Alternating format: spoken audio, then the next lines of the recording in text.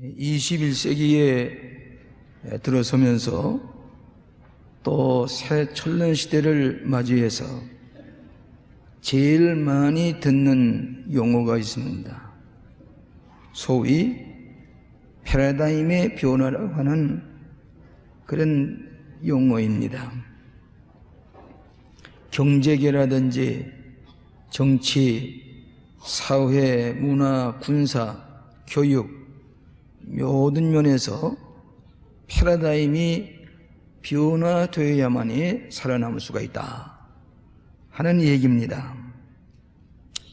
우리나라도 지금 여러 분야에서 이 패러다임을 변화시키기 위해서 큰 진통을 겪고 있습니다. 이 변화라고 하는 것은 고통이 함께 따르는 법입니다.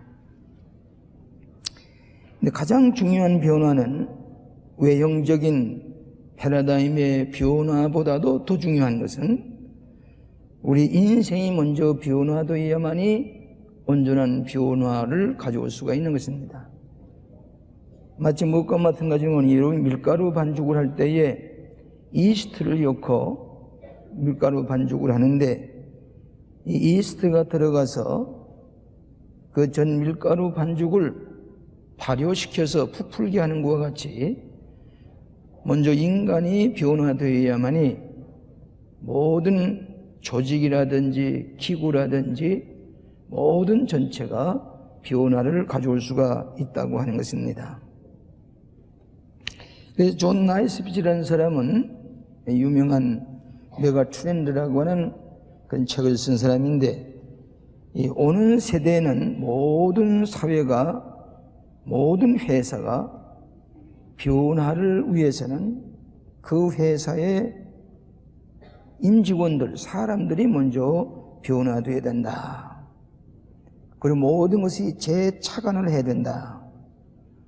과거의 추억이나 타성에 의해서 경영되는 회사는 곧 절벽을 향해 달리고 있다고 하는 사실을 알게 될 것이다. 그렇게 결정적인 얘기를 했습니다. 요즘 우리 손자들이 가지고 노는 장난감을 보게 되면은 아주 울긋불긋한 그런 이상하게 생긴 모양을 한자로 가져다가 이걸 펴놓고서 뜯어 맞추면은 이제 자동차도 되었다가 큰 군함도 되었다가 로봇도 되었다가 혹은 무슨 제뜨기 비행기도 되었다가 즉각적으로 변화시켜서 새로운 변형체를 만들어내는 그런 장난감이 아이들에게 인기가 있는 것을 알 수가 있습니다. 이건 뭘 말하는 거니? 신속하게 변화시키는 것, 혁명적으로 변화시키는 그런 일들을 어린아이들이 하게 하는 장난감인 것입니다. 이 시대는 혁명적인 변화가 없으면은 생존하기가 어려운 시대에 우리는 살고 있다고 하는 얘기입니다. 여러분, 우리 기독교는 변화의 종교입니다. 우리의 지식이라든지 문명, 기술, 무슨 모든 것이 아무리 발달되었다고 할지라도 근본적으로 인간을 변화시키는 것은 종교의 힘이요, 신앙의 힘이지 지식이나 교양의 힘이 아니라고 하는 것을 역사가 말해주고 있습니다. 그렇기 때문에 오늘 성경 말씀에 우리가 잘 아는 대로 누구든지 그리스도 안에 있으면 새로운 피조물이라 이전 것은 지나갔으니 보라 새 것이 되었도다. 그리스도 안에 있으면 새로운 피조물이라.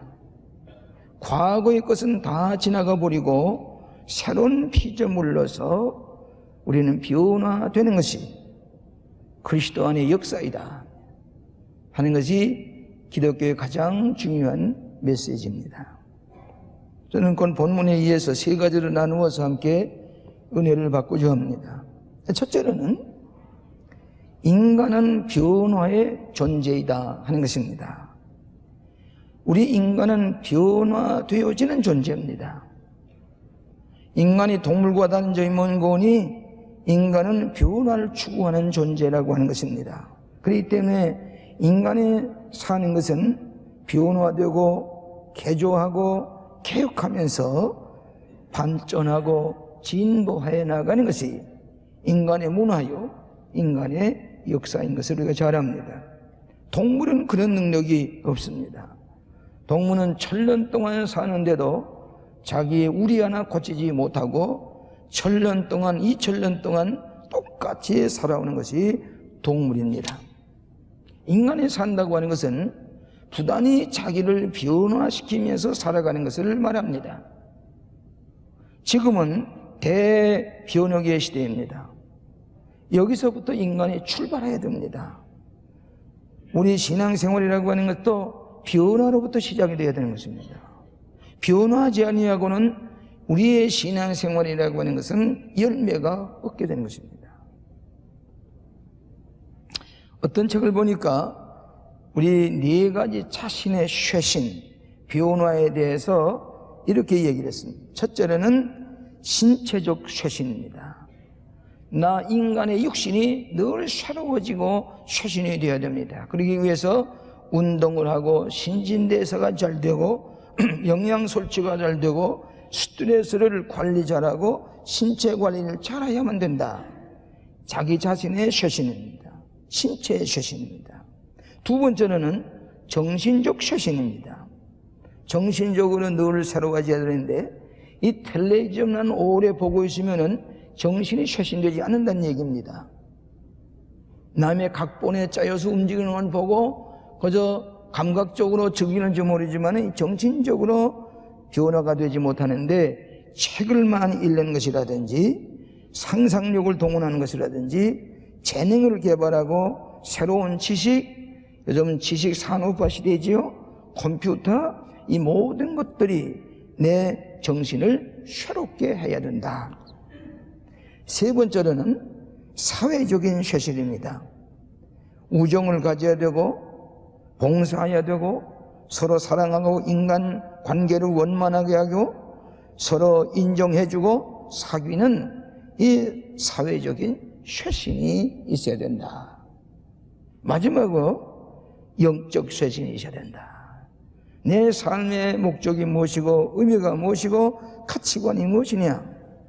아침 저녁으로 경건한 시간을 가지고 기도하고 예배드릴 줄 알고 그 속에서 삶의 지혜를 찾고 또 하나님 나라의 가치관을 가지게 되고 도덕적인 나침판을 준비하고 자기를 하나님의 형상대로 날마다 변화시켜 나가는 것,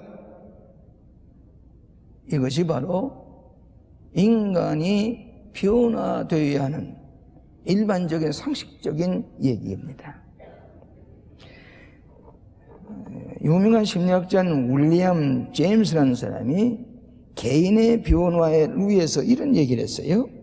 첫째로는 습관을 변화시키기 위한 어떤 대가도 치르겠다는 결심이 있어야 된다. 내 낡은 습관, 잘못된 구태연한 것, 이것을 새롭게 하기 위해서 변화시키기 위해서는 어떤 대가라도 치러야 되겠다 하는 결심이 있어야 된다. 두 번째로는 새로운 변화를 위해서 기회를 포착하라. 내가 변화될 수 있는 기회를 하면 어느 때든지 포착을 해서 빨리 신속하게 나 자신을 변화시켜라. 세 번째로는 새로운 습관이 확고하게 내 본성에 새겨지기까지는 어떠한 예외도 허용돼서는 안 된다. 새로운 습관, 새로운 개념, 새로운 사상, 이것이 내 본성, 성격화 되기까지는 어떤 예외도 허용해서는 안 된다. 이럴 때에 자기 내면적인 변화로부터 새로운 가치관의 변화로 성실성을 가지게 되고 안정감을 가지게 되고 자부심을 가지게 된다. 전 텔레비전 드라마에 큰 관심은 없지만은 때때로 이렇게 지나가다가 보면은 어떤 젊은이들이 사귀면서 결혼에 이르기 위해서 여러 가지 갈등을 겪어나가면서 얘기가, 스토리가 진행되는데 이것도 다 픽션이죠. 그럴싸하게 합니다. 근데 저는 잘 모르다가 지나다가 제 아내에게 묻기를, 어때, 저 사람들이 결혼하게 될 것 같습니까? 이렇게 물으면은 뭐라고 그러는 거니? 가치관의 차이가 너무 심해요. 가치관의 차이가 너무 심하기 때문에 그 가치관이 변화되지 아니하면은 행복하게 살 수가 없다. 가치관의 차이가 심합니다. 왜 우리가 같은 종교를 가진 가정이 행복한 거니? 가치관이 일치되기 때문입니다. 너무 세상적인 가치관을 가진 사람하고 또 종교적인 신앙적인 가치관을 가진 사람하고는 가치관의 차이가 심하기 때문에 서로 조화와 화합과 행복을 찾기가 어렵다고 합니다. 가치관의 차이가 심합니다. 그렇기 때문에 가치관의 변화로부터 시작을 해서 우리가 행복한 가정을 이루어 나가야 하는 것입니다. 그렇기 때문에 인간은 부단히 변화되어야 합니다. 여러분, 교회 나와서 1년 전에 내 교회 생활과 오늘의 교회 생활이 내가 달라져야 되거든요. 내 인생이 변화되어야 됩니다. 그것이 종교의 위력입니다. 종교의 힘입니다. 이게 변화되지 아니하고는 인간의 본성을 어기는 것입니다. 인간은 변화로의 존재다 하는 대전제는 종교에서나 철학에서나 똑같은 얘기를 우리는 하고 있습니다. 두 번째는 변화를 갈망하는 것이 크리스천이다. 우리 기독교는 인간의 기본적인 변화로부터 시작되는 종교입니다. 그렇기 때문에 세례 요한은 광야에서 외치기를, 광야에서 죄 사함을 받게 하는 회개의 세례를 전파하니, 회개의 세례라는 말은 일대 변화를 일으키는 방향 전환을 하는, 여기서부터 세례를 받고 크리스천이 되는 것, 예수를 믿는 것, 세례 요한의 변화의 선포입니다. 그 다음에 예수 그리스도께서도 뭐라고 그랬습니까? 때가 찼고 하나님 나라 가까워지니 회개하고 복음을 믿으라. 하나님의 나라가 가까워서니 회개하고 복음 믿으라. 돌아서라. 방향 전환, 가치관의 변화, 지금까지의 생활을 다 청산하고 새롭게 변화되어라. 어둠에서 광명으로, 노예에서 자유인으로, 죄인에서 구원받은 하나님의 사람으로 변화되어집니다. 이것이 크리스천이라고 하는 것입니다. 그런데 대개 성공하지 아니하고 못하고 실패하는 사람은 변화를 두려워하는 사람입니다. 변화를 두려워하는 사람은 인생의 성공도 못합니다. 신앙생활도 제대로 못합니다. 그러나 크리스천은 무엇이냐? 변화를 두려워하지 않는 것입니다. 뭘 변화할 것 같으면 내가 뭘 잃어버린 게 없느냐? 내 자존심 잃어버린 거 없느냐? 두려운 마음과 불안정한 마음과 모든 좌절감, 자존심이 상하는 것 같고, 이런 변화를 위한 두려움 때문에 언제나 변화하지 현재에 머물러시면은 그 인간은 변화를 받지 못하기 때문에 인생은 실패로 끝나는 것입니다. 변화를 받기 위해서는 새로운 결단이 필요합니다. 술, 담배를 끊으려면 끊어야 합니다. 새로운 용기를 가져야 됩니다. 새로운 가치관을 위해서 과감하게 도전할 줄 아는 용기를 가진 사람이 크리스천인 것입니다. 왜 크리스천이 못 되느냐? 자기 것을 보존하고 변화받지 않으려고 하는 교만 때문입니다. 자기 교만 때문에 크리스천이 안 되는 것입니다. 변화를 두려워하는 교만입니다. 그렇기 때문에 크리스천은 무엇이냐? 변화를 두려워하지 아니하고 과감하게 도전하는 사람이 크리스천이라고 하는 것을 알아야 합니다. 제가 어느 책을 보니까 재밌는 얘기를 썼어요. 현대의 탕자는 먼 나라에 가서 자기 마음대로 뭐 사업도 해보고 그런 것이 현대의 탕자가 아니라 현대의 탕자는 집안에 있으면 머물러 있으면서 집을 떠나지 아니하고 집안에서 탕자를 한다는 얘기입니다. 집안에서 있을 것 다 있습니다. CD도 있습니다. 비디오도 있습니다. 텔레비전도 있습니다. PC도 있습니다. 먹을 것 잔뜩 있습니다. 포대도 칩을 겠다가 싸놓고 먹다가 떨어지면 아버지 어머니가 포대도 칩을 더 겠다 넣어주는 먹을 것 겠다가 쌓아주고 먹으면서 탕자도 하고 집을 떠나지 아니한 탕자들이 현대의 탕자라고 합니다.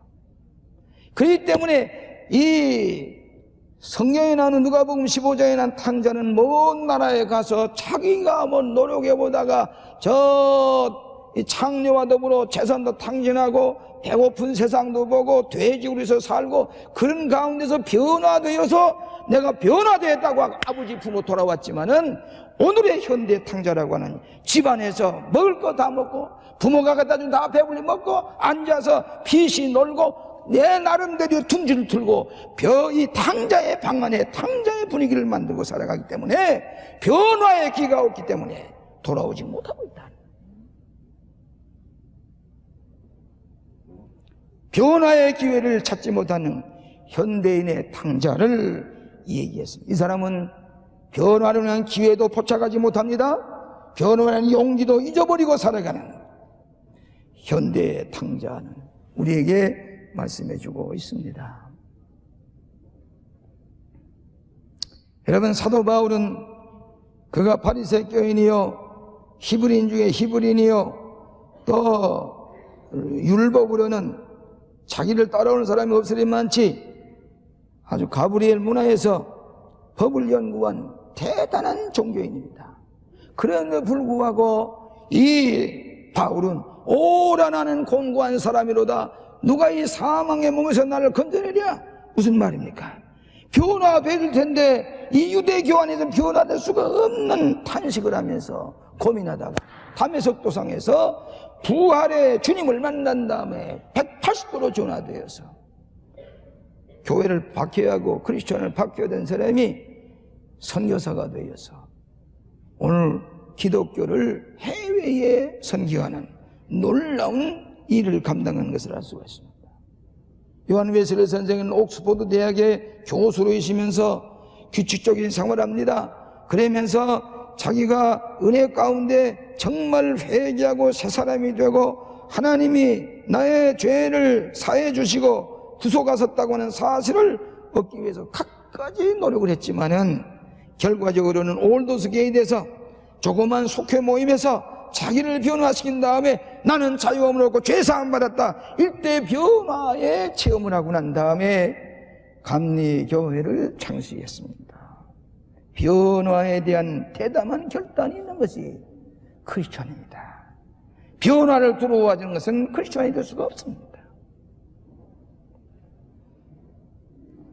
마지막으로 그리스도 안에서 새로워지는 피조물이라는 것입니다. 누구든지 그리스도 안에 있으면 새로운 피조물이라 이전 것은 지나갔으니 보라 새 것이 되었도다. 여러분, 우리가 늘 이전 것 때문에 과거 것을 청산하지 못하기 때문에 언제나 낡은 습관, 고정관념에서 거기서 고민하고 있습니다. 이걸 과감하게 뿌리치고 나와야 됩니다. 뉴턴이 발견하지 못했던 것을 아인슈타인이 발견한 것 중 하나가 뭐인 거니? 원자가 분열될 때에 놀라운 힘이 폭발되어지는 것, 이것이 아인슈타인이 상대성 원리 가운데서 우리에게 보여준 과학적인 증거, 그게 결국은 원자탄이 되는 겁니다. 핵 분열을 하게 될 때에 상상 못하는 굉장한 에너지가 분출된다고 하는 것입니다. 오늘 우리들이 내 자신의 과거라든 내 자신의 모든 것이 그리스도 안에서 내 자신이 죽고 새로운 힘으로 폭발되어 나가게 될 때에 내가 상상할 수가 없었던 놀라운 힘이 탄생되어지는 것, 그리스도 안에서 새로운 피조물이 되어지는 놀라운 기적이 일어나는 것을 말하는 겁니다. 오늘 때때로 무슨 책을 보게 되면 셀프 헬프, 자기의 노력으로, 자기의 도움으로, 자력의 힘으로 자기가 성취한다 그런 얘기를 하지만은 그리스도 안에서 새로운 피조물이 된다는 말은 내 노력이 아니라 그리스도 안에서 전적으로 성령의 역사로 하는 그리스도를 믿을 때에 그리스도 안에서, 이 그리스도 안이라는 말은 사도 바울이 신약성경에 164회를 기록했습니다. 이것은 다른 종교의 내가 공자님 안에서, 석가님 안에서, 마음의 뜻 안에서, 아니 그런 얘기를 할 수가 없어요. 종교, 기독교만이 그리스도 안에서, 이것은 인격적인 종교, 인격적인 변화가 그리스도와 일치가 될 때에 이루어진다고 하는 중요한 교리입니다. 기독교의 세 가지 기적이 있는데, 첫째 기적은 뭐인 거니? 태초에 창조하신 기적이에요. 무에서 하나님께서 말씀으로 우주 만물을 창조하신 태초의 창조의 기적입니다. 무에서 유를 창조하는 것입니다.